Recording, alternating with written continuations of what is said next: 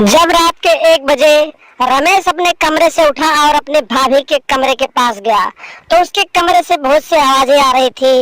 रमेश को लगा कि शायद भाभी किसी से बात कर रही होगी, क्योंकि उसके भैया घर पे नहीं थे। तो रमेश ने सोचा कि भैया से ही मोबाइल कॉल पे बात कर रही होगी। लेकिन जब और आगे रमेश गया और खिड़की के रास्ते से अंदर देखने लगा तो वहां का नजारा देखकर उसके होश उड़ गए।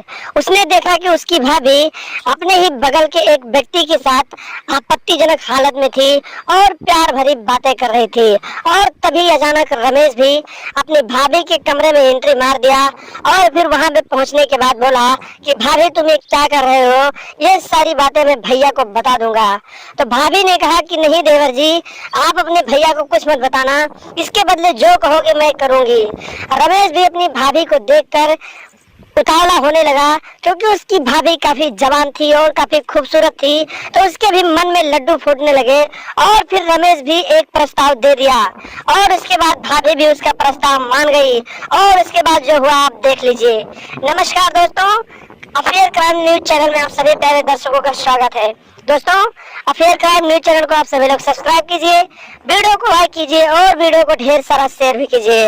दोस्तों, चढ़ती जवानी और तड़पती हुई हवस की ये कहानी एक फिक्शनल स्टोरी है और फिक्शनल स्टोरी बनाने का मकसद है कि आप लोग सतर्क रहें और सावधान रहें।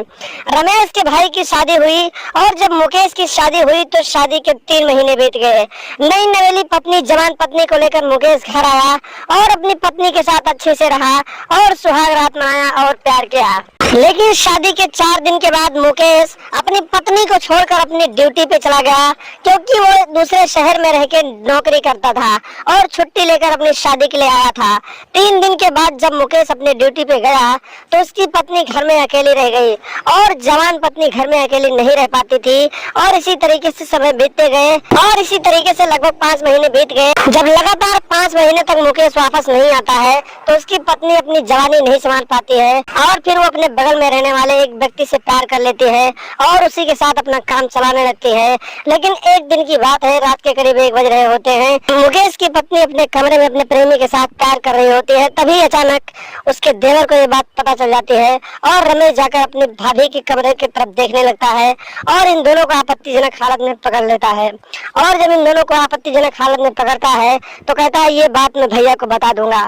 तो उसकी भाभी कहती है कि तुम अपने भैया को मत बताना, उसके बदले जो तुम्हें चाहिए मैं दे दूंगी। रमेश को भी अपनी भाभी की जवानी देखकर उसके मुंह में पानी आ जाता है और वो भी प्रस्ताव दे देता है और फिर रमेश भी अपनी भाभी के साथ प्यार करने लगता है और इसी तरीके से रमेश अपनी भाभी के साथ रोज प्यार करता रहता है।